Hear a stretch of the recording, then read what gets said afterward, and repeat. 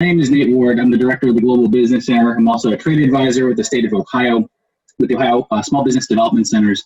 I'm joined here by my colleague Fen Bowie, fellow trade advisor and member of the Ohio SBDC. Today's program is being offered thanks to funding through the CARES Act. Through the CARES Act funds, our center has been able to hire a number of specialized consultants in domains ranging from cybersecurity, international trade, web, digital marketing. What am I forgetting here? Did I say cybersecurity already? And of course, finance and tax assistance. And so because of the CARES Act funds, we are happy to provide services to the Ohio business community, both in the form of today's training. And Mollie, I'm really looking forward to, and really happy that we were able to collaborate, and that this 4-part series that you've done has been so timely and so informative. I've learned a great deal. And if you're all interested to engage Mollie for one-on-one time, or to perhaps have her work with your company, then please inquire to us about how that can be done, and we're happy to provide those services and pick up the tab through Cleveland State University Small Business Development Center. We'll put in the chat function. Ben, would you mind dropping the web address for the program? It's csusbdc.com. You can find out more information, FAQs about how to use our CARES Act consultants, and you can see their bios and sample webinars that they put together for us previously that give you a better sense of just what they do. And again, we're happy to offer those services courtesy of the Small Business Development Center at Cleveland State University. Mollie Katz is a longtime HR specialist with Lubrizol Corporation, and today's program is the 4th in a 4-part series. And today, if I remember correctly, this is about evaluation performance in a virtual environment. So with that, I'll turn it over to Mollie. Thanks very much. Great, thanks, Nate. I'm going to share my screen.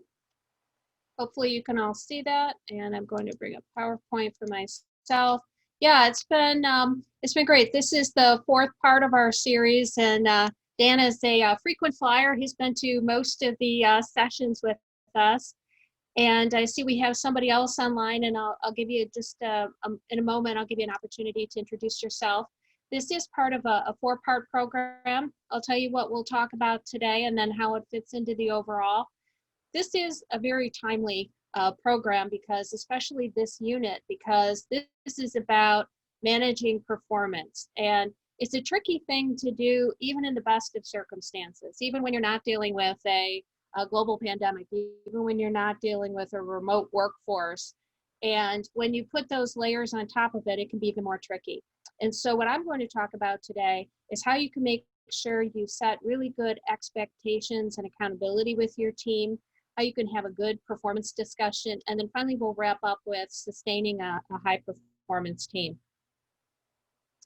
As Nate said, this is part of a 4-part program. We started with the first session, and these first 3 are recorded just as this one was, and you're able to access these on the Ohio SBDC site. And the first one was about forming your team. So as you come together, making sure you have the right employees in the right role, you're defining those roles correctly, how to do remote recruiting and onboarding, and on remote or virtual interviewing. The second one had to do with trust and healthy conflict, because in order to have a successful team, you need to make sure that you're building trust as a leader, and that you're able to deal with both those negative conflicts that come up, as well as the ones that lead to innovation and discovery. The third one, which was yesterday, we talked about commitment and engagement.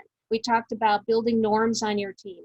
It's so especially important when you have a virtual team that you have rules of engagement, how we're going to communicate, how we're going to run processes, how we make decisions, and how you keep your team motivated and accountable and committed to the work you need to do. And today's kind of the culmination of that. It's about how you as a leader set expectations for performance, and then how you make sure that your team is aligned with that. Now, one of the things that we've talked about all along throughout this program is this isn't just about remote team. Everything that we talk about in this program is really helpful for, regardless if your team is remote or all together, co-located, or some sort of hybrid of them. It's about building a really great team. And then once, if you're in a situation where you are full of partially remote, how do you maintain that? How do you do that in a remote environment? Because you need to have a successful team, whether you're co-located or not. And so we'll do some introductions. Nate told you a little bit about me. I worked for Lubrizol for 27 years, and for the past 2.5, I've had my own consulting business where I do coaching and employee development, training, and things like that. And I'm really excited to be part of the Ohio SBDC with Cleveland State. It's been a great experience for me, and working with people who are touched particularly by COVID and with their businesses. I have extensive experience working in remote teams. I've led teams that had people who are located in different directions, and I've been part of global teams as well. So I kind of know the ins and outs, the goods and the bads, and I've experienced it from a lot of different ways myself personally. The program is built on Patrick Lencioni's model of effective teams. And he talks about, as I said, the session 2, we talked about trust and healthy conflict and how they're foundations for having a great team. If you can't trust each other and your team doesn't trust you, then you're not going to be able to have the discussions you need to have, whether it's people not getting along or to be able to innovate and have great ideas. Today, we're moving into the top part of that pyramid, which is around accountability and results, which is absolutely essential for a team. It's really hard to do sometimes when you're not co-located because it's challenging having those conversations. You wonder, did people understand what I want them to do? Because you can't see them. You can't visibly see what they're working on. You can't always see the expression on their face when they're working, when they're challenged, and you don't see them doing the day-to-day. So it can be a challenge as a leader knowing, are people doing what I need them to do? And so what we're going to talk about today is how you set the stage to make sure you have accountability and how you can get the right results you need. Not just results, but the right results you need.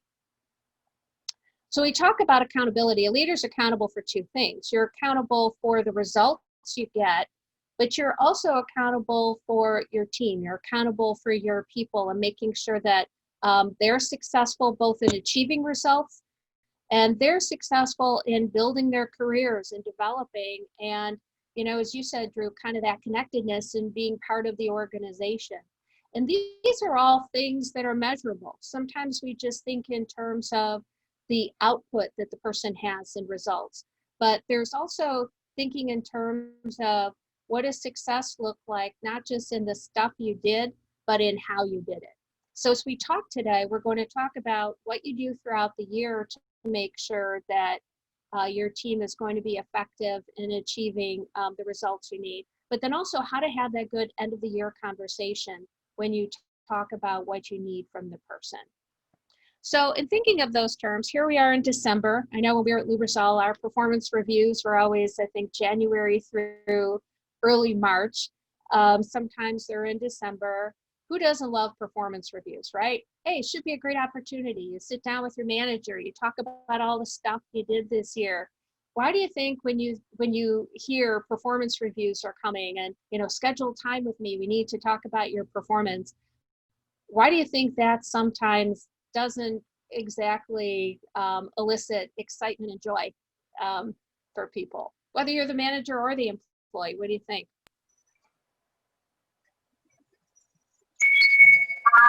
If I can chime in here, I think that first of all, people have a natural tendency when they don't know what's going to come, they immediately assume it's going to be something bad.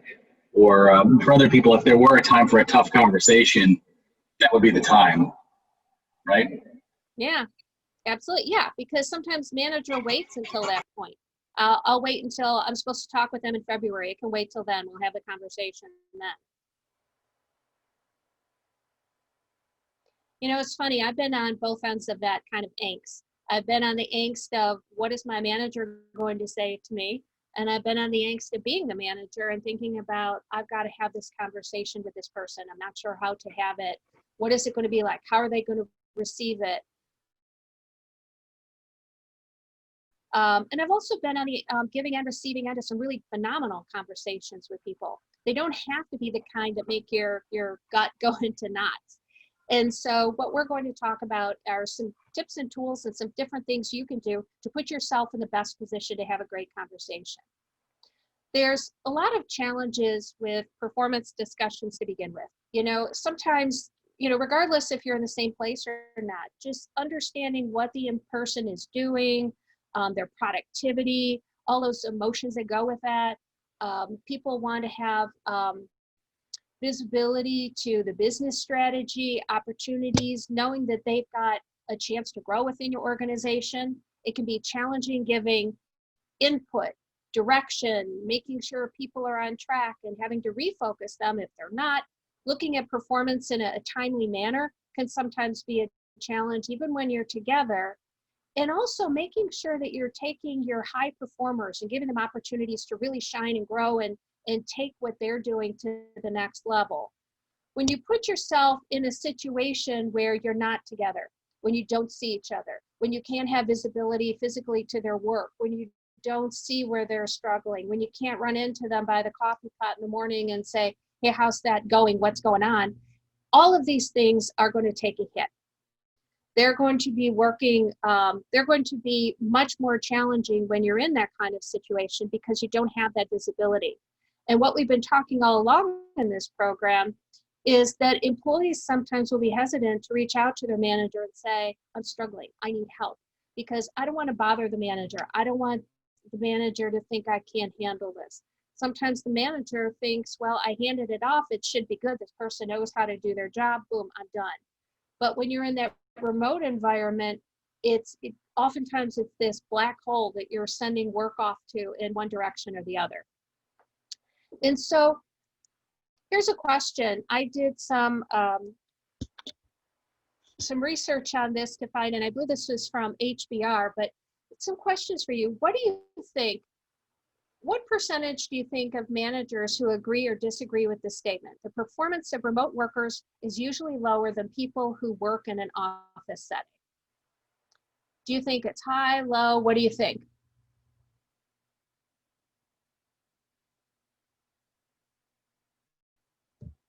Even from your own experience, what do you think? Do you think it's higher or lower when they're in an office setting or at home? I'd say if you asked me this question back in February, I'd say lower, but now, with 9 months of doing it, I think it's the opposite. Yeah, and actually this is from HBR, and this was done in April. And so it kind of was all over the board. I think there was a big question mark from leaders. Can people really do this? And it's kind of all over the board. Some probably who've had experience doing this before or worked on remote teams say, you know what, it can be done in the right situation, it can be done. But there's still a lot of leaders who didn't believe that that could be the case. And I think over time, these numbers have, as Drew said, improved. But over time, there's still questions for leaders as to, are people going to be productive?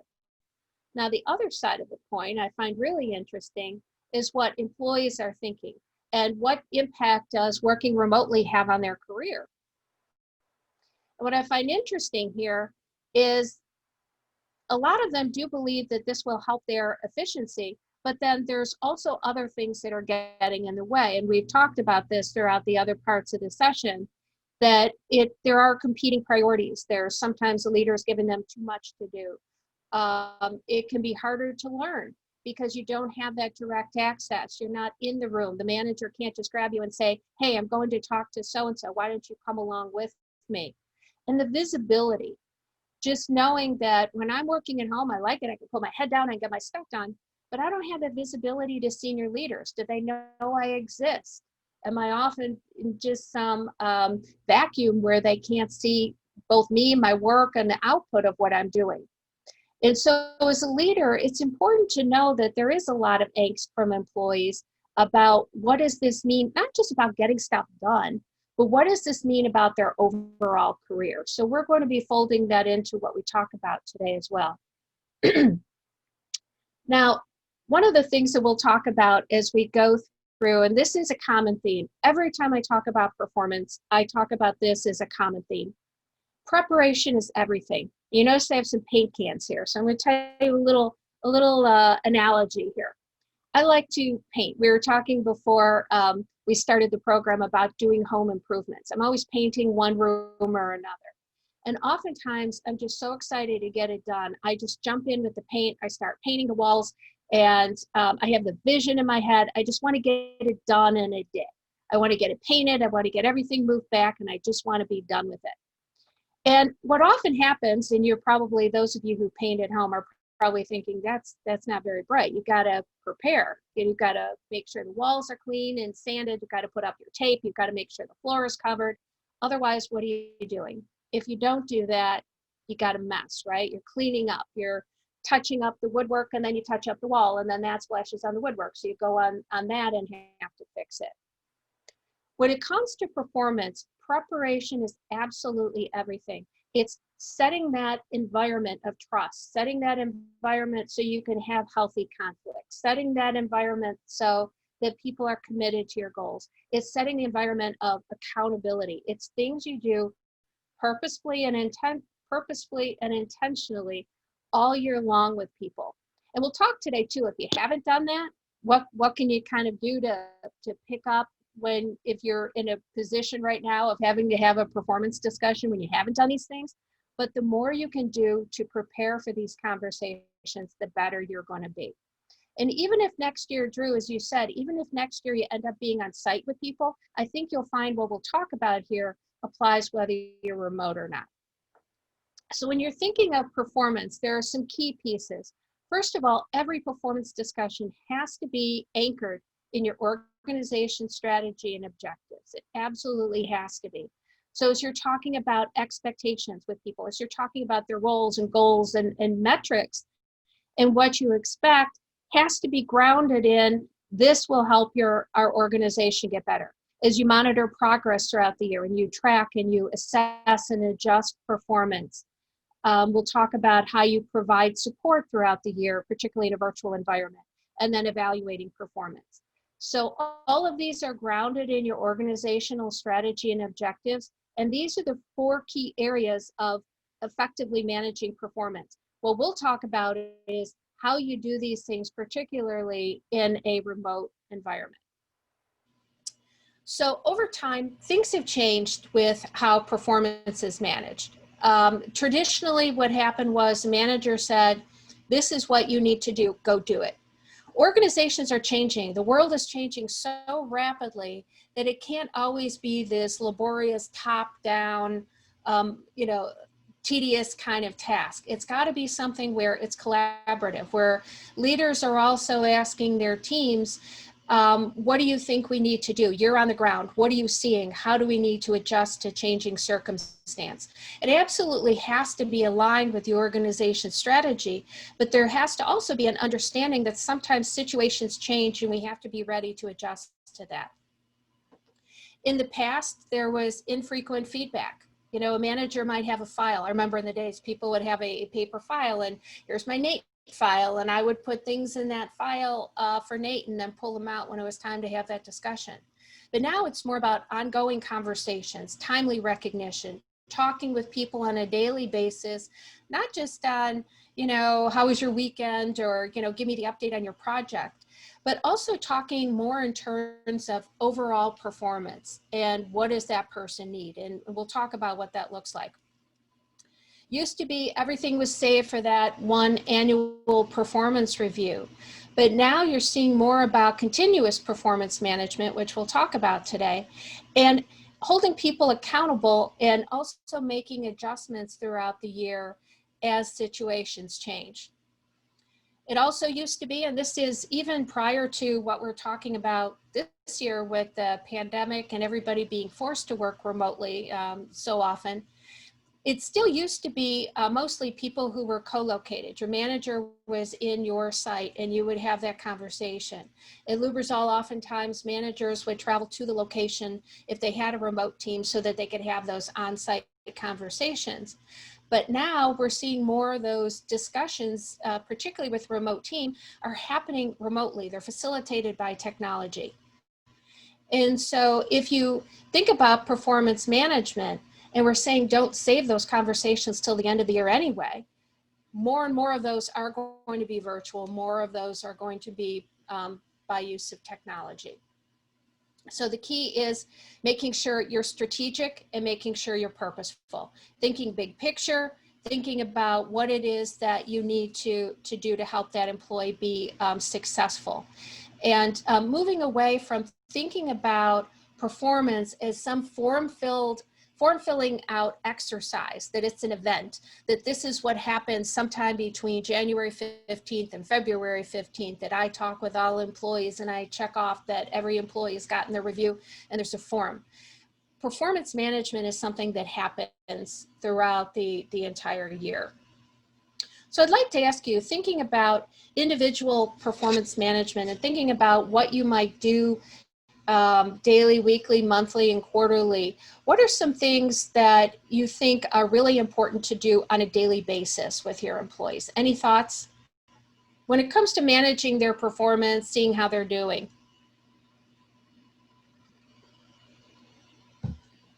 You know, just for me as an example, I've been on the spectrum, on both spectrums, where I've had a job where, you know, almost daily you were given feedback, or at least weekly. Mm-hmm. And that was helpful because, you know, if you were going in the wrong direction or somebody else was, at least, you know, you can kind of, everyone can be on the same page and you can, you know, kind of be on track for a more successful year, I would say. And on the flip side, you know, where I currently work, I haven't had a single performance review in a year. So sometimes I'm the one reaching out asking, hey, you know, how do I compare to my peers, and, you know, how am I doing?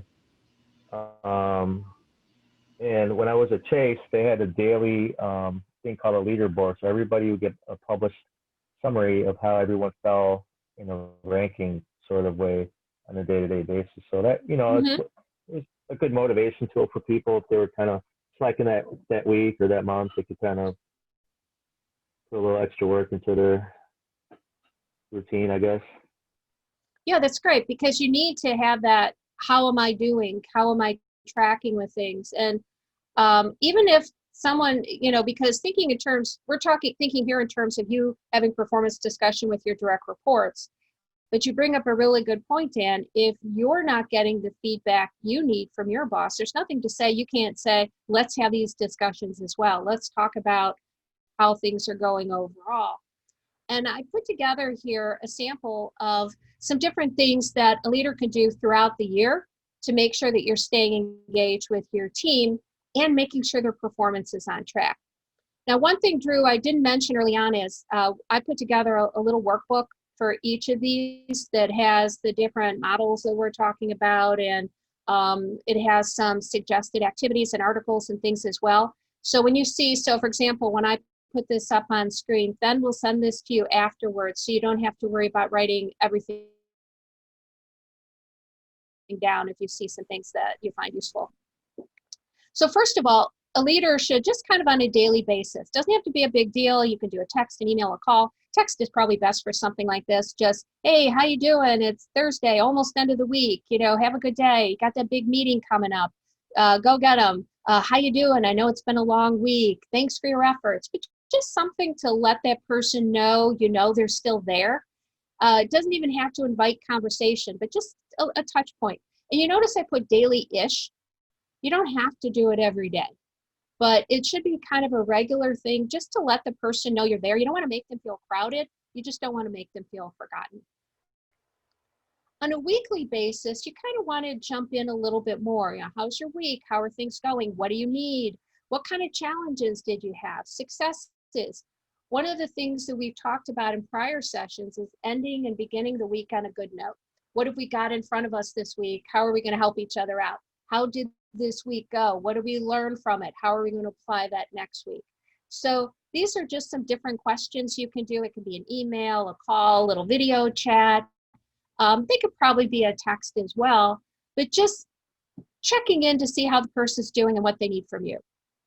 On a monthly basis, you start getting a little bit more regimented or scripted on wanting to find out how are things going with the project. Are we on track? What do you need? Are you collaborating with people? What obstacles are out there? Is there anything I can do to help you with that? Starting, you know, I've got some feedback for you. Here's some good things, and here's some things that I think might help you be even more effective. How are you feeling? What else do you need? On a quarterly basis, you're going to get a little bit more in depth. This is where you can do a more rigorous touch base on how the person's doing. Similar types of questions, but again, taking them to the next level. What has and not gone well with your project? What was your approach? What did you do? What might we do differently? Making sure it's not just asking questions, but also sharing information throughout. Here's some things you might not know. Numbers overall for the business are tracking really well or are not tracking. Here's some things that could be helpful for you to know of what's coming around the corner. There's been some tweaks to the strategy. Our objectives have changed. Talking with them about their development needs, kind of what have you noticed in the past 3 months? What could be helpful to you to help you be more effective? Giving them some feedback and coaching, and again, asking the support that they need. Now you noticed I highlighted in yellow, how would you rate your own performance so far? The reason for that is one of the things that is very important as a leader is not just, here's what I'm seeing, but asking the person all along how they think they're doing. Have you ever been in a situation where, you think you're doing really great, and then you sit down and have that discussion and the person says, no, you're not doing what I need you to do. As a leader, if you can check in and see first how that person is evaluating their own performance, it can make that conversation you have, that summary conversation at the end of the year, so much better, because you can see their perception. So if I'm thinking, boy, Joe's really struggling here, and I asked Joe, how do you think you're doing? Wow, I'm hitting it out of the park. It's going great. I know that I need to adjust. There's some sort of miscommunication. Either I don't know something he's accomplishing that he hasn't shared with me, or I need to be more clear about what my expectation is. It could go the other way too. The employee may think they're struggling, and you might then have the opportunity to say, well, you know what? I think you're doing better than I actually expected, because, based on your experience, I wouldn't have anticipated you would be able to do these things. You're doing really a great job, and I'm very pleased. So it kind of takes away that ambiguity, and it makes it easier for you because you know how to deliver the feedback you need to deliver, and whether or not you need to clarify expectations. So the theme for all of this is, to different levels, you're going to ping the person throughout the day, the week, the month, the quarter, and just, it's basically, how you doing? What's on your plate? What can I do to help? And those are the things that are really important for a leader to do. So the benefits of that continuous performance management is basically, you're getting people aligned. You're knowing where they are. You're not just sending work off into that vacuum. You're understanding what their perceptions are of things. You're helping them work more efficiently. It's motivating to know that my manager cares, that maybe I'm kind of worried about something, or I'm trying to problem solve something, but my manager opened the door and said, hey, what kind of problems are you facing this week? I know that it's okay then for me to say, you know what, everything's going pretty well, but I'm just not sure how to reach out to this one customer. Could I bounce something off you?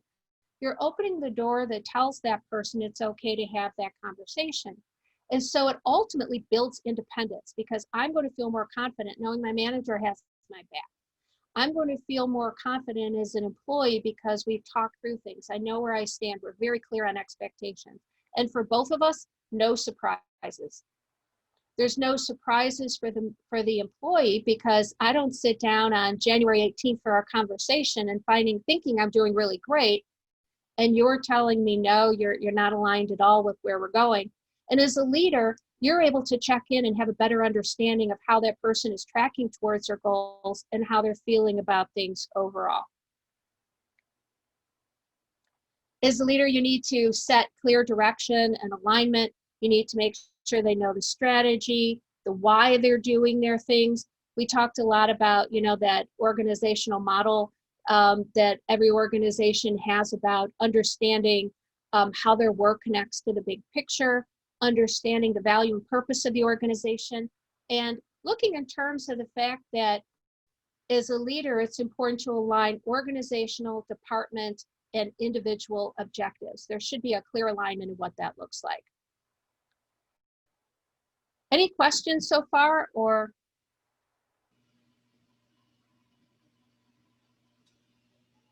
Okay, I'm going to go then.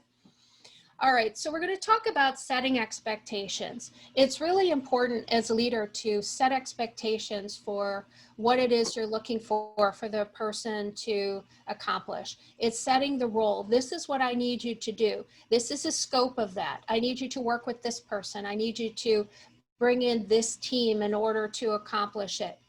You want to explain to them what you need them to do. So not just the activity, but also the output of what you need them to do, why it's important, the value that it provides.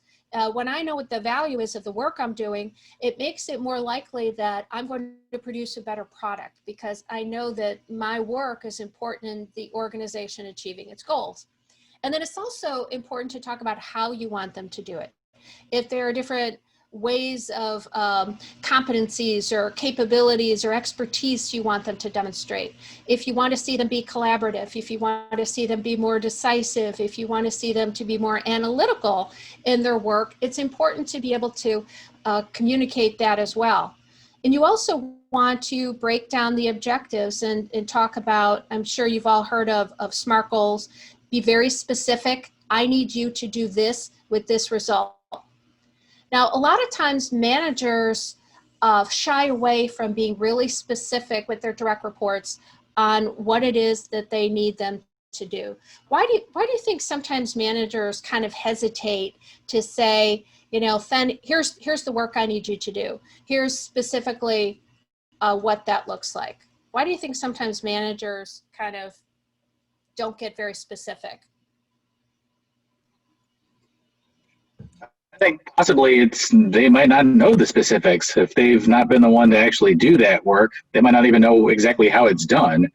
I think it also requires a lot of energy on their standpoint to like put that together, and maybe they even feel like they're talking down to someone if they have to spell it all out, figuring that someone should know how to do it. I don't know.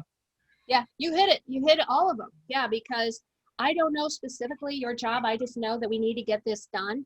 And so sometimes leaders don't say, here's what I expect. I want you to call the team together and have these meetings. I want you to engage with this group. And so that's why it's so important for it to be a dialogue. And then you hit the other one right on the head too. Where I found a lot of times where this falls apart is leaders don't want to feel like they're being patronizing.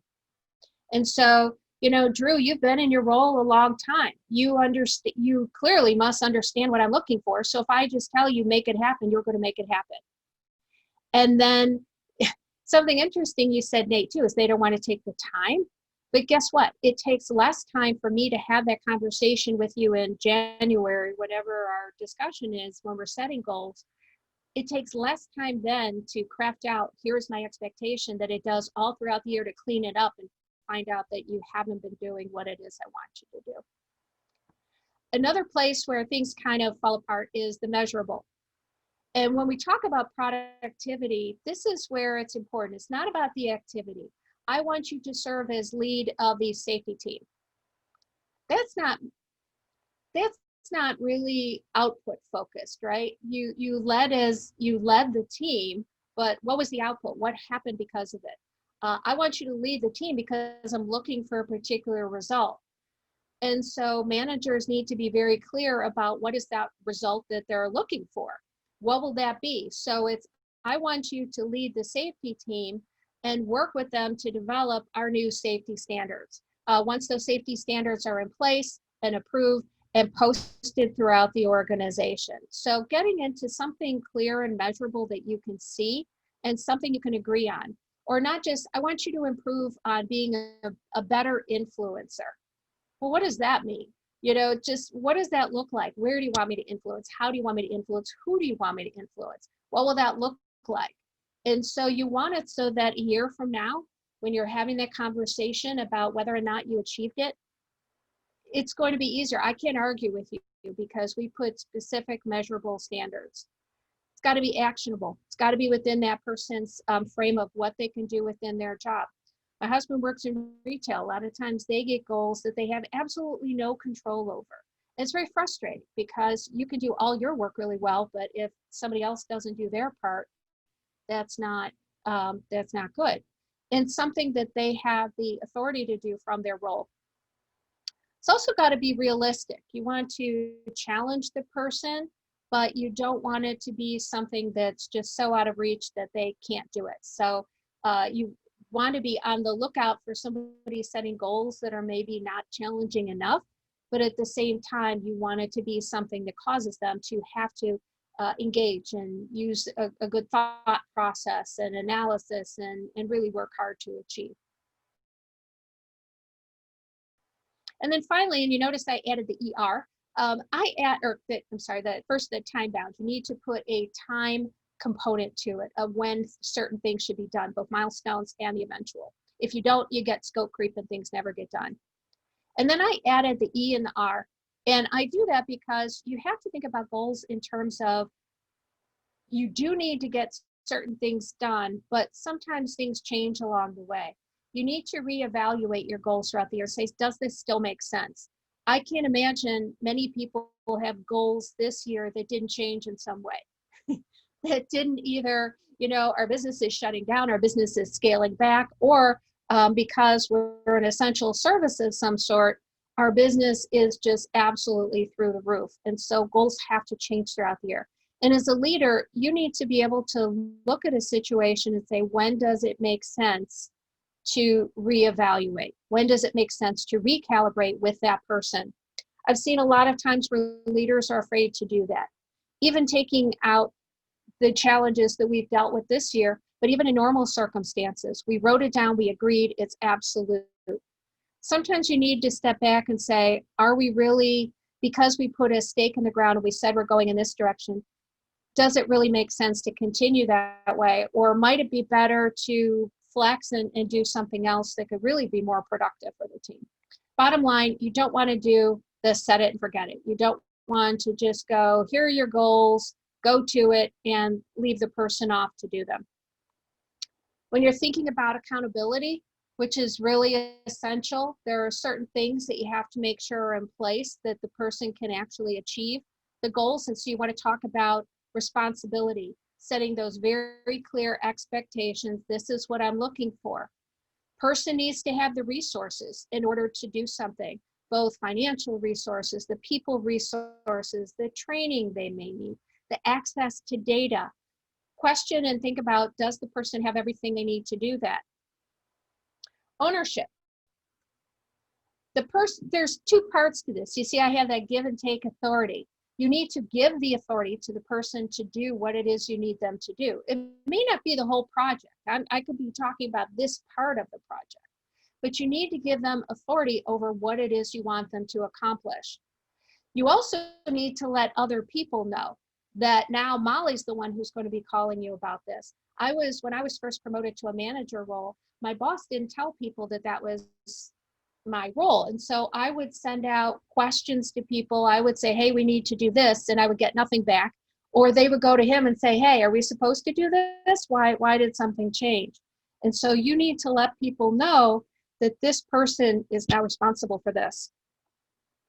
They also need to take authority. They need to assume it. They need to say, yes, I'm willing to do this. I'm going to take this on. I'm going to be the one who's going to take the lead with this or this aspect of it. Yesterday, or session 3, we talked a lot about the RACI tool, which is responsible, accountable, communication, and inform. It's a great way of talking through what's expected of your team and what's expected of a person as you give them accountability for a project or a task. It's with the Drew, it's with the materials from the session yesterday, so you should be able to look and see what that looks like, but it defines who's ultimately accountable and who's responsible for things. It's a great tool for setting boundaries, defining roles on a project, and it's a great exercise for a leader to talk through specifically, here's what I'm looking for. There should always be consequences. Now, when you hear the word consequences, people always go to the negative, like a parent will say, there'll be consequences if you don't clean your room. But there should also be positive consequences. If somebody does what you want them to do, there should be a celebration of it. Good job, you did it. That's great. And this all leads to empowerment. This helps the person be successful so that eventually it becomes sustainable because that person will take responsibility and accountability for that task. So I think I have one more slide here on expectations, because setting expectations is like, when I gave that analogy on painting the room, this is the one that takes some time up front. This is where you're putting down the tape and the tarps, and you're sanding the walls before you paint. It's so important to have a good product. And I will tell you that if you do these things well, that we're talking about throughout the year, particularly about setting expectations, those performance conversations you have later will go so much more smoothly, I guarantee you. So when you're clarifying expectations, talk about outcomes and results, not just activity. We'll talk about that in a minute with productivity, when we talk, how you assess that. But what you're looking for is, I need you to accomplish this. And that also gives the person some freedom for how they do it. But you want to focus on what it is you need them to do and that output. You want to let them know how their performance will be evaluated. So what does good look like? And then also in those terms, you want to talk about what great looks like. So oftentimes what I've seen in the past, and I've seen this all throughout my career, is an expectation is set. I need you to make 15 widgets, okay? So the person comes back, it's time to evaluate their performance. They made 15 widgets exactly as I told them to, on time, on budget, and they work well with others. And they say, because of that, I should get this great performance rating. I should get an above average. Well, no, you did exactly what we talked about. Yeah, but I did it on time and on budget. Well, yeah, that was the expectation. So you want to have that conversation up front. For you to achieve and we'll talk about ratings in a few minutes, but for you to achieve the average rating, for you to achieve a meets expectations rating, that's what this looks like. If you want to get a great rating, if you want to get an above average rating, if you want to get an exceeds expectations rating, here's what that might look like. Because that encourages the person to stretch their performance, to want to do a little bit better. You want to talk about obstacles and how to address them. When you have a remote team, this is so important, because again, you're sending the person off to do the work, and you're not visibly able to see what they're doing. And so, Joe, what are some things that might get in the way of you being able to meet this goal? The reason you do that is because sometimes what happens is, when you're on the back end having a conversation with the person, and you say, why didn't you achieve the goal? Oh, well, Charlie didn't give me what I needed. You didn't tell me. Oh, was I supposed to? Yes. So if you talk in advance about what are some of those obstacles, what are some things that might get in the way, Joe? Well, I don't know, maybe if Charlie and his team doesn't give me what I need. Okay, well, here's my expectation. If that happens, I want you to let me know right away. Or I want you to then reach out to Charlie and tell him this and this. But you can get the expectation out of the way that if obstacles come up, I expect you to deal with them, and here's how we'll do that. Always, what do you need from me to be successful? How can I help you? Letting the person know that they can reach out and contact you. There are a lot of tools that you can use as a leader that can help you track, so that you can have that visibility when you don't have that interpersonal visibility in the office or in that co-located setting. There's lots of tools where you can look at, what am I doing? Where is the person with regard to the project, and are they meeting the goals that they need to? So what do you think happens if you've been in this situation where you've given your team something to do and you can't see them? What kind of what does that raise for you? What are you thinking when you can't see them perform? You give them the work and you're hoping for the best.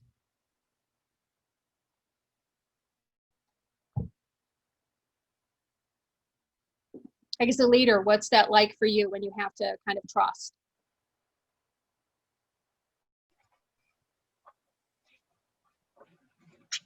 It can be a bit unnerving. I guess, what happens, what I think about is, if you can't see them perform, the anxiety becomes, well, what if they don't do it? Who then, the blame gets back on you, or maybe that work falls back on you. So I guess I can see how it provokes a lot of anxiety. Yeah, it absolutely does, because again, especially in a remote environment, you can't see them doing the work. So you're right, there's a lot of anxiety. And oftentimes what happens is leaders focus on activity. I looked at Mollie's calendar. It's filled. She's really busy. She must be getting stuff done. Every time I talk to her, she's out of breath because she's so busy. She just looks frantic. And so she's my great producer. Maybe not necessarily. Maybe I'm not working that smartly. So as a leader, what you want to focus on is output. And when you have conversations with people, it's not how many meetings you had this week, but what was the output of those meetings? And maybe they weren't successful. Not every meeting or not every activity is going to be successful. But the more you can focus your team on what are the things that they're achieving versus just the busyness of them, the better it'll be. Now, there have been some, this is from Harvard Business Review. Zenger Folkman did a study, and what they looked at was productivity. And they identified some behaviors that demonstrate productivity. And they came up with these 5 as the most important. And they're all, again, they're behaviors that you see in a person. So somebody who takes initiative, not just that person who's, don't put anything on my plate, I've got too much on it already, but the person who takes initiative. I saw this and I jumped on it. I know that I'm supposed to check with you, but I took initiative and I did this just because I didn't want the ball to drop. Somebody who's consistently delivering results, not busy, but delivers results. Somebody who has good expertise and judgment, they share it. When they make a decision, you can tell that they're thinking through things. They're a role model. They walk their talk. They're not expecting things of other people that they don't do themselves. And they have a willingness to stretch. So when you say, gosh, I need somebody to take on this thing that's a little bit new and different, they're the ones who are willing to say, I will do that.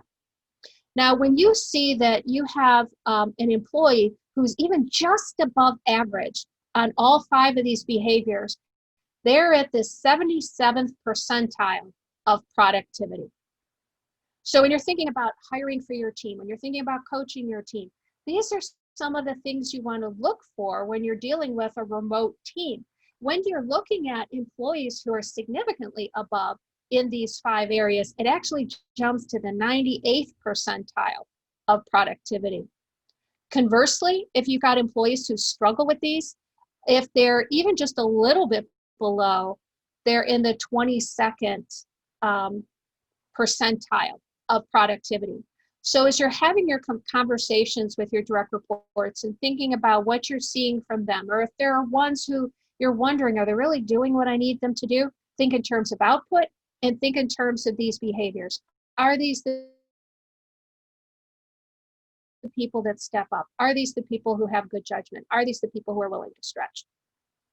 And so your role as a leader in boosting productivity is, first of all, trust, and trust where it makes sense. You know, the people who've demonstrated that they can be productive, give them that opportunity.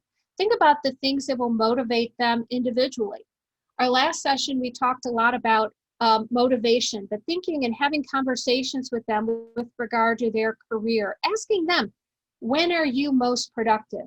We've talked a lot in this series about giving people the flexibility to work when it's most productive for them, and to where you have the extent to allow that, allowing people to do that. So if I'm kind of a night person, I like just sitting down with my laptop in the evening and working on things. If I have that flexibility to do that, I'm going to be twice as productive. And making sure that people have the access to what they need, whether it's the tools, the resources, the information. When you're working remotely, it's not as easy as walking down the hall and asking somebody for a report, or going up to the finance team's office and saying, hey guys, would you mind getting that to me? I really need that. It's much harder when you have to send an email and hope for the best. And then also making sure they have access to you, making sure they know it's okay to reach out to you and to ask questions and to ask for what they need from you. Because again, nobody wants to bother the boss. Nobody wants to let the boss think that they're not capable of doing the job. And so in a remote environment, we talked about angst in other situations earlier. There's a lot of angst for an employee to think about, is it okay for me to ask this question? I know I asked it yesterday and we talked it through, but I still really don't feel like I've got enough to go with this. Is it okay for me to talk with the boss? How is the boss going to evaluate me and judge me when I ask this question?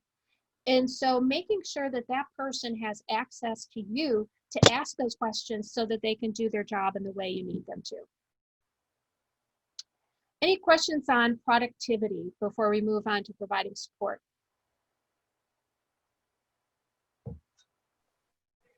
Just out of curiosity, have you had any input or feedback from any companies as far as a boost in productivity and remote? Just because I feel like people, I imagine some people I used to work with in the office, now that they're not in the office setting, they're maybe more taking more risks, more chances, and maybe their productivity is improving. So I was just curious if you've seen or heard anything like to that effect.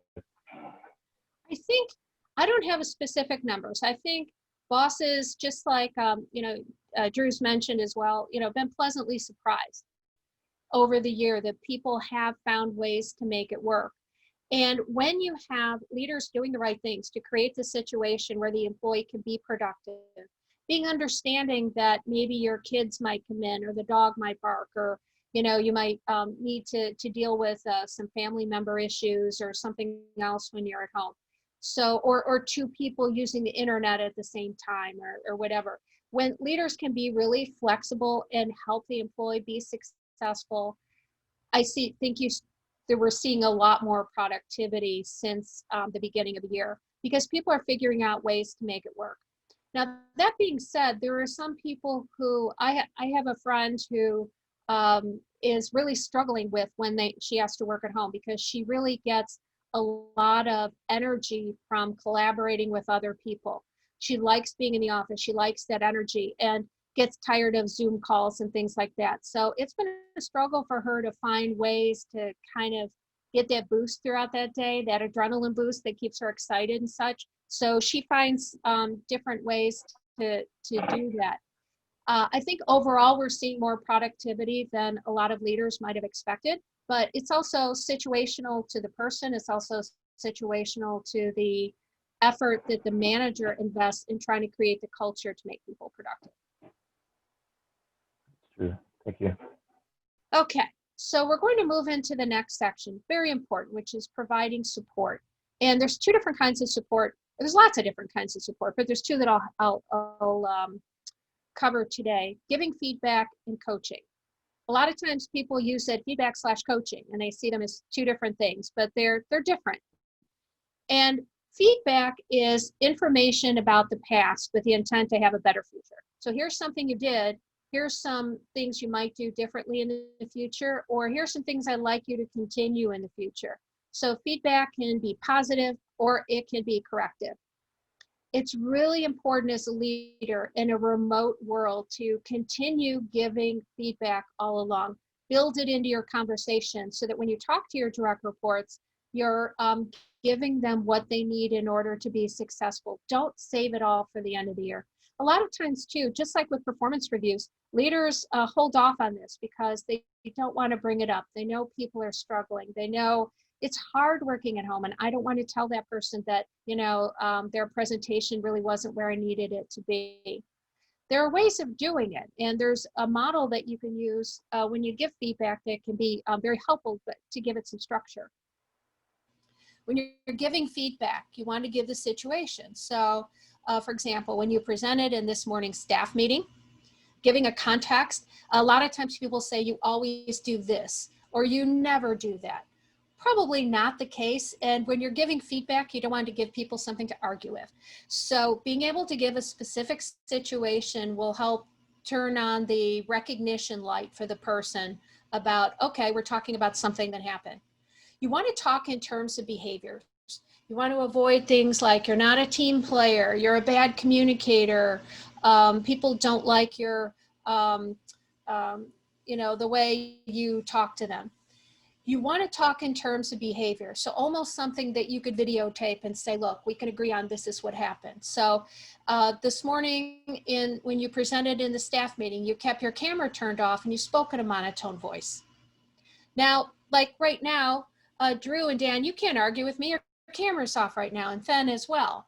Nate, your camera's on. You can't argue with that. So I'm telling you something that's very specific. I'm not just saying, oh, some of you are disengaged. because I'm making an assumption, and that's not true. And you could certainly argue with me, and I don't think any of you who have your cameras off are disengaged. But what I'm doing is I'm telling you the behavior I saw. And I'm also telling you the impact. So as a result, the participants weren't giving you the full attention, and they may have missed some important details about your project. And so I'm telling you why it matters.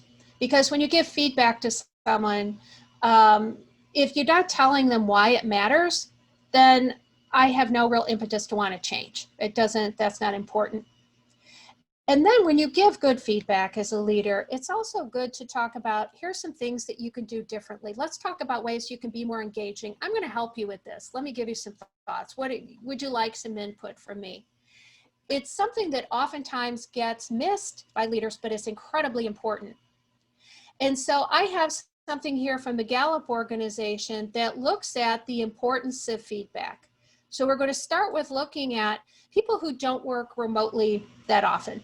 Okay, so people who are in the office most of the time, occasionally they're not. And when you look at the axis on this, if they get feedback once a year or less, or all the way up to a few times a week, let's look at the engagement level of somebody who's in the office or who only works remotely rarely. Okay, so you can see the benefits to their engagement go way up when that person is communicated with and gets feedback on their performance on an ongoing basis. When you've got someone who's working a variable rate of remote, even more so, that's the red line. When you have somebody who's almost completely or is completely working remote, it's even more so. The engagement is so much higher if you're giving them ongoing feedback, because again, they're not working in that, you're not putting them in that black hole, and they're not working without a net. The other important thing to think in feedback, in terms of feedback, is two-way feedback. I keep stressing the importance of, in this situation, to connect with your team and asking, how can I help? What do you need from me? It's also good to open that door to say to them, how am I doing? And if your boss says to you, how am I doing?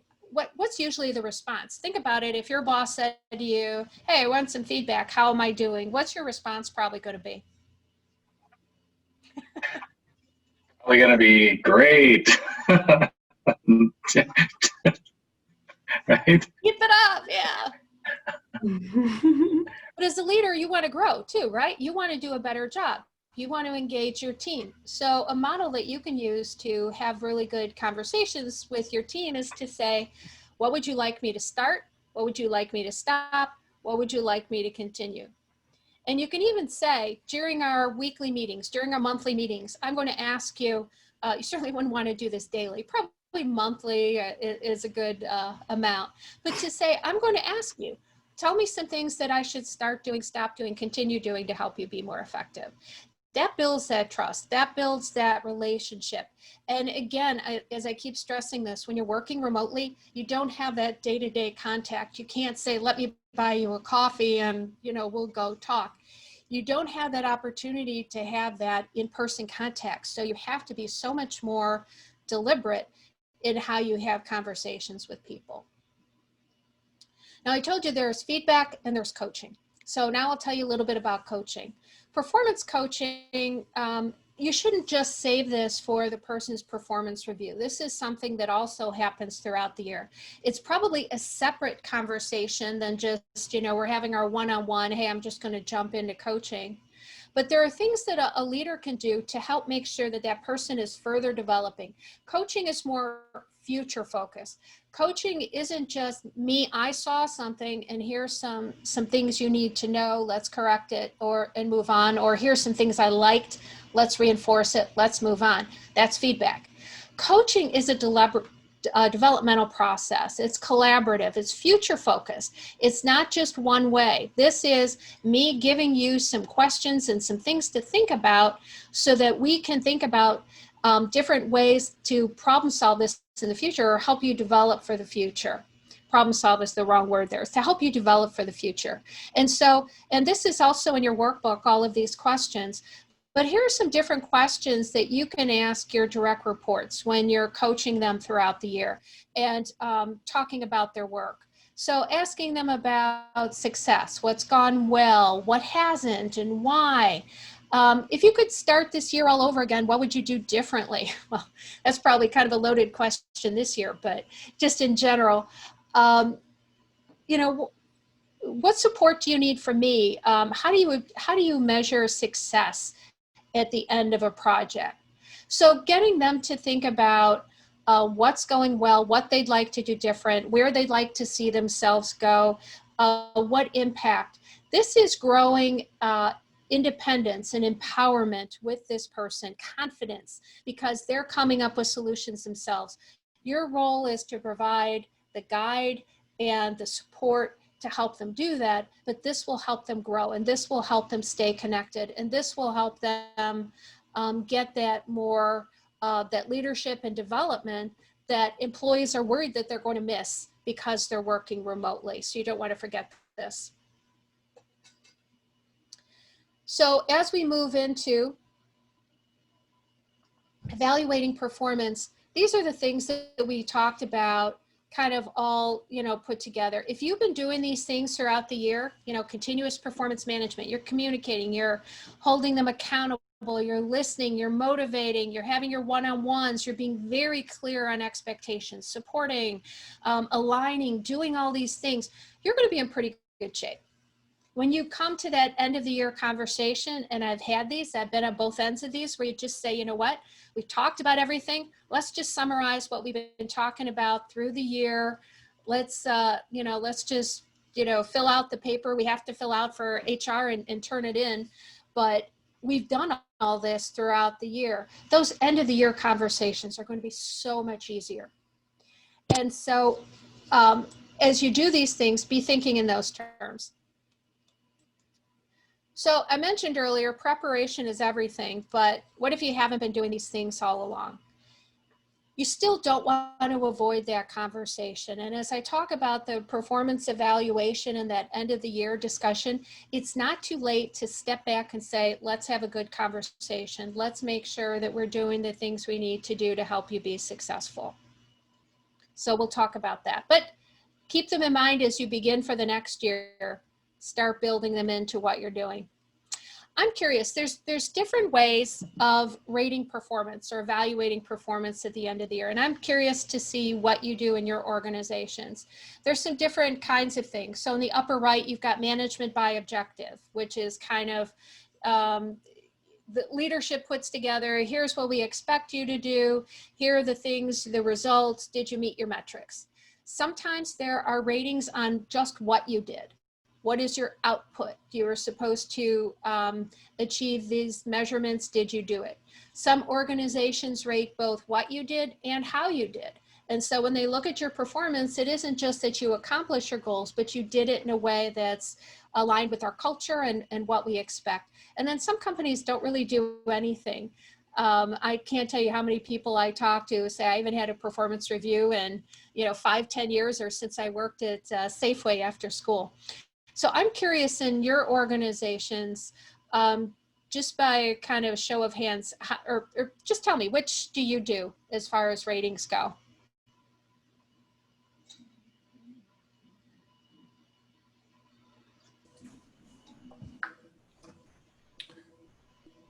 Our goal is kind of quarterly performance reviews, and it's more kind of performance conversations where we kind of just have like three questions that just to kind of have the dialogue between the manager and the employee.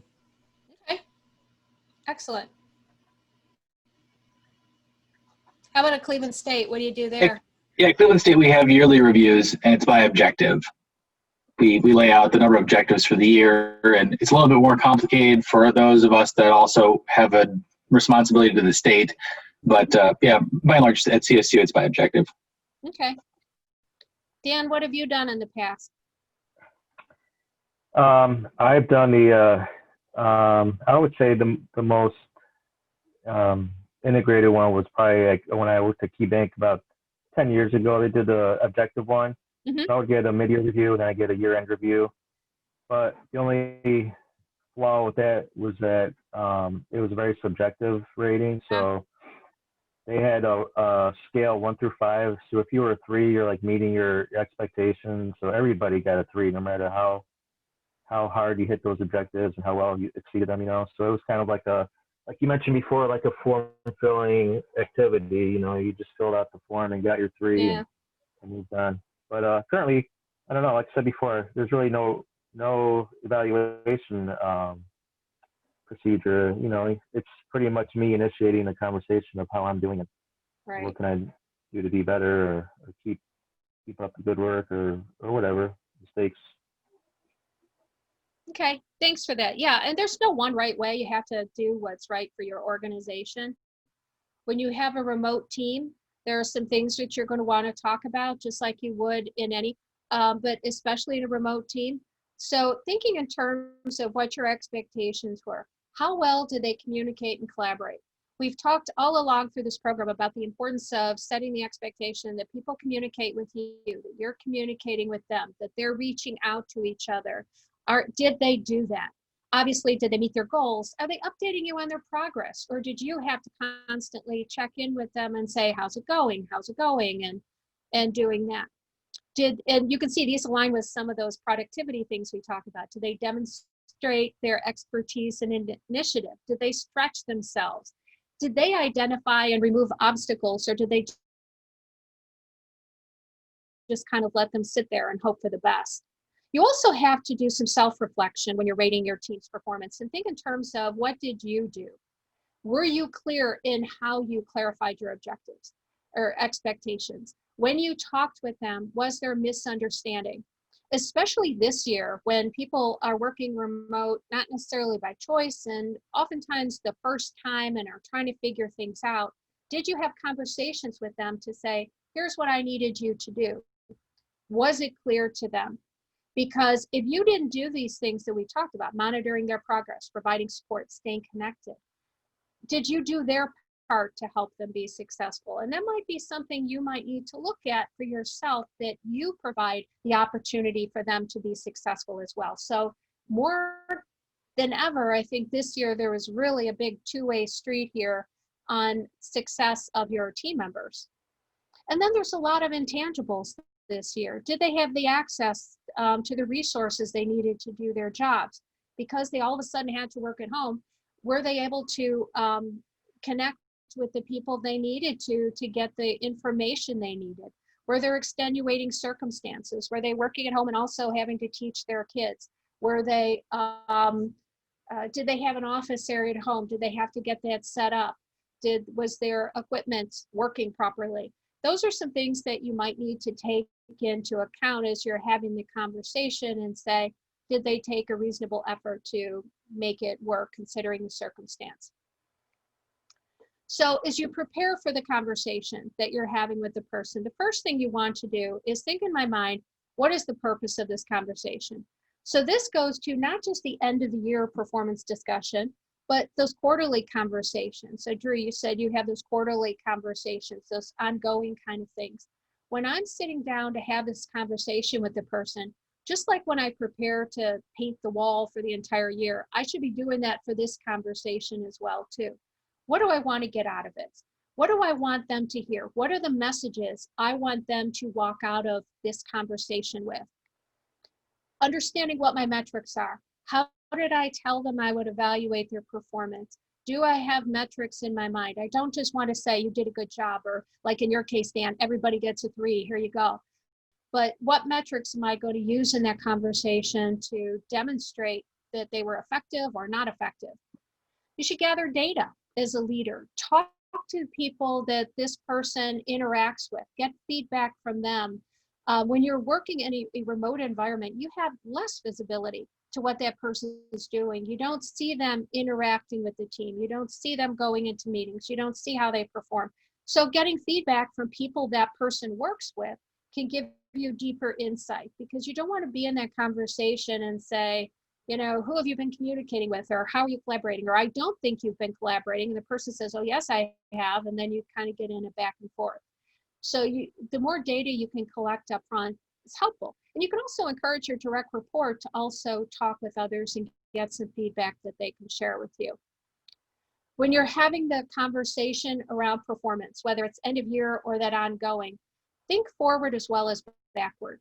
Oftentimes when we think of performance discussions, we just think backwards. Here's what you did. You did this right, you did this not so right. But also think in terms of laying the groundwork for next conversation.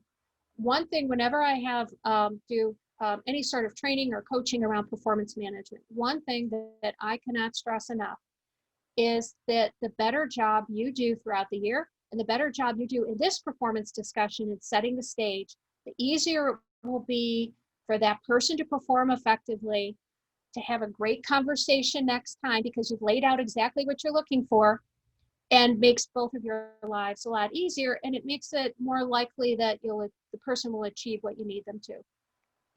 Also, you want to think again about, what do I want to accomplish in this conversation? What do I want them to walk out with? What are the key messages this person needs to hear? And then also thinking about how you want to be in that conversation. And so what I mean by that is, I may think this person may get defensive, and I want to stay focused. I want to stay clear on what the messages they need to hear. I think this person may be upset. This person may cry. So I want to stay supportive. So thinking in terms of what you want to accomplish and how you want to be in that conversation. When you're having that virtual performance discussion, you should have video when you're doing that, whenever possible. It's not good on the phone. You can't see what the person, how the person is reacting. They can't see you. So much of messages are in the visual, and it's hard enough when you're not in the room and you can't pick up that interpersonal energy. And so you want to do that. Once we're past the situation we're in now, where in person is not available, as much as possible, travel to that person's site, or try to be in the same room with the person when you do a performance discussion. You want to be distraction free. Choose a time of day when it's less crazy in your environment, whether you're at home or you're in the office and having this discussion. Ask the person to do the same. Say, when we meet at 3 o'clock today, make sure that you're in a place where we can talk and we can both focus on the conversation. Be very respectful and direct with the person. Understand that, yes, we're all going through a challenging time this year, but don't beat around the bush. Don't have them try to read into what your messages are. Be open-minded. So if you have one perspective on how the person did and what their performance is, they may have a different perspective. So be willing to listen. So if the person says, well, you don't understand the challenges I had this year, give them a chance to tell you, because again, you don't have that direct visibility oftentimes. So try to hear what they have to say as well. If the conversation goes on for a while, or you notice it's getting heated or charged, or the person seems to be emotional, it's okay to say, you know what, let's take a break. Let's go each get a cup of coffee or tea, come back in 5 minutes, or maybe let's start this again tomorrow if the person needs that, or if you need that. Make sure you have clear documented action steps of whatever comes out of this. It could be things you need the person to do, or things that you've agreed upon. I'll work with the IT group to make sure you have the equipment you need. Or Joe, you're going to reach out to Tammy and make sure that this project moves along this way. Send me some notes about what that plan looks like. And then finally, wherever possible, you want to end on a positive note. And you want to, even if it was a challenging discussion, is to say, you know, let's step back. And this was a challenging discussion, but here's some good things. Here's the thing to remember. This was a really tough year, and I think we had some learnings this year. We had some learnings about what works and what didn't. I'll own this part of it. I need you to own this, but I think, you know, let's work together on moving it forward. An important thing to do is to differentiate performance on your team. You know, it's kind of sad, Dan, that you said that everybody gets rated their 3 and moves on. You know, I know some companies do that. You know, you have to really hit a huge home run in order to do anything but that average. But it's really important as a leader to differentiate performance. And it's really easy to neglect the top and the bottom people too, for different reasons. The top, because they're doing great. I don't even have to call them. I don't have to check up on them. I'm just going to let them go. And the bottom ones, because I don't have to see them every day. So, that's one great thing about working remotely. I don't have to deal with it in person, but there's still an impact there. And every team member, regardless of their performance, deserves to know where they stand, the impact, and the next stage. And so regardless of what the situation is, you want to lead with empathy, whatever their circumstances, and then follow with accountability. It's been a tough year. You're dealing with a lot. Let's talk about how we make sure we put some things in place where we can start next year on a really good foot. And so in that conversation, then also setting the stage for next year. So if you have some struggling performers, some things you want to do is reset the bar. So acknowledge, yeah, this year has been tough. You didn't have the access to the equipment you needed. Your Wi-Fi was kind of a bit of an issue. But let's talk about how we're going to fix that for next year. You want to be patient, but to a point. There comes a point where you also need to move forward and get things done. How can I help? What do you need from me? Let's put a plan in place to make sure that you're going to do what you need to do so that we can move forward. And then have some accountability for the person to improve.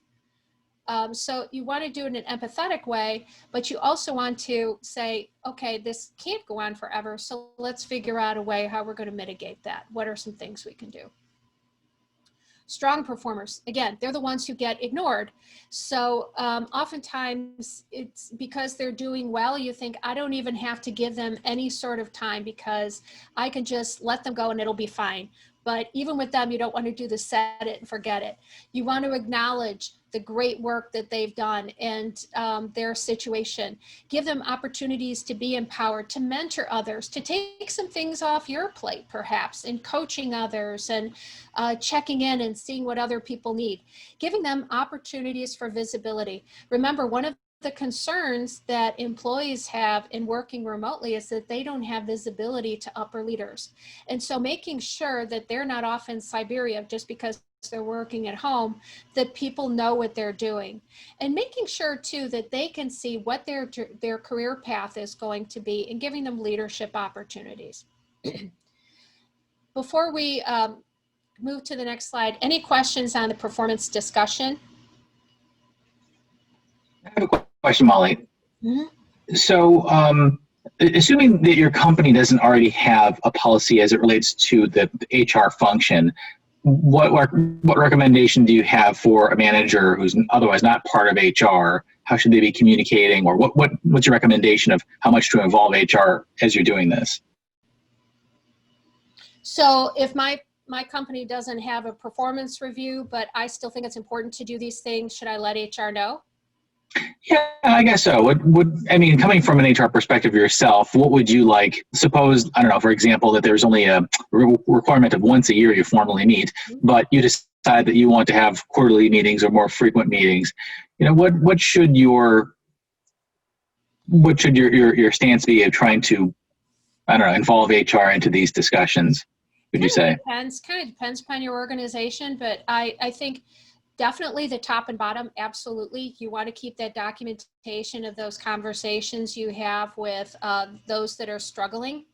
And you want to make sure HR knows about that, because if you ever have to take action with that person, you want to have it written down. I talked with Nate on December 10th or whatever today is. I talked with Nate on December 10th. This is what we discussed. This is what he's going to do differently. And, we're going to reevaluate it at this time. So even if they don't have a formal policy, you should be letting them know that.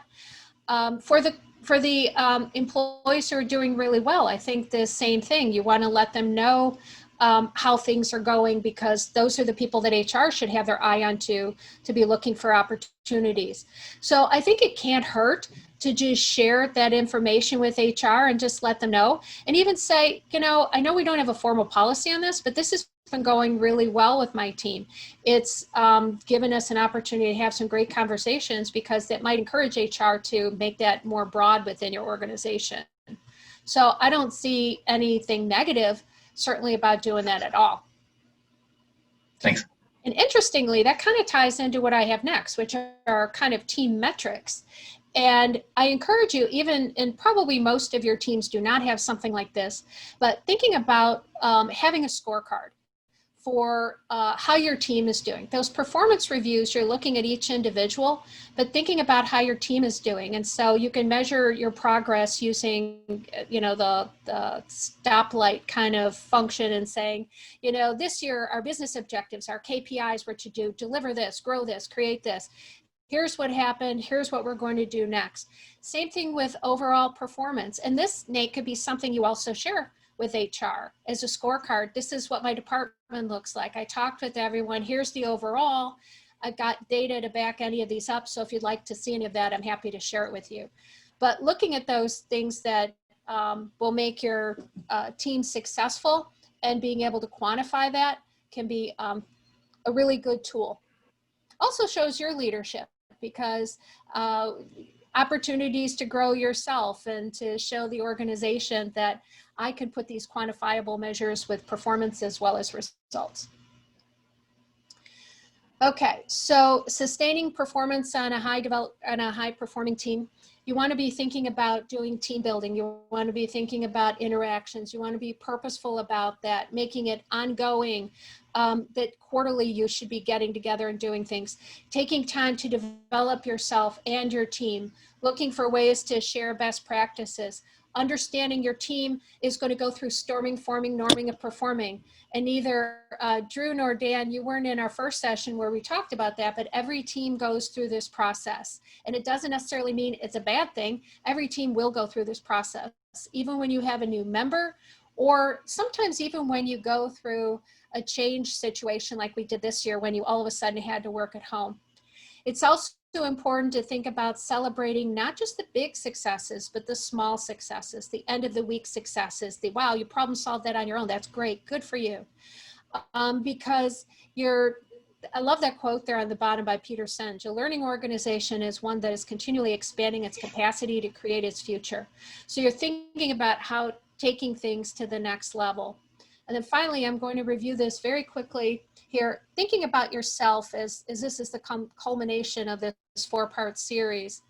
It's a lot of what we talked about is developing your team, but it's also important to focus on yourself, that you can be a strong, resilient leader, and that you can be there for your team and for yourself. So continuing to coach your team for success, demonstrating compassion for your team and for yourself, understanding you're not going to be perfect. This is a whole new world for everybody, and understanding that you're going to need to do things differently, and it's okay that you're not going to be perfect.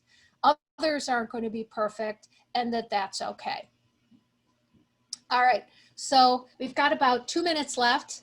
There is in the workbook lots of different things that you can do, some articles and activities, some things to think about, and some tools to help you manage performance with your team. And I just want to leave the last minute or two open if there's any questions.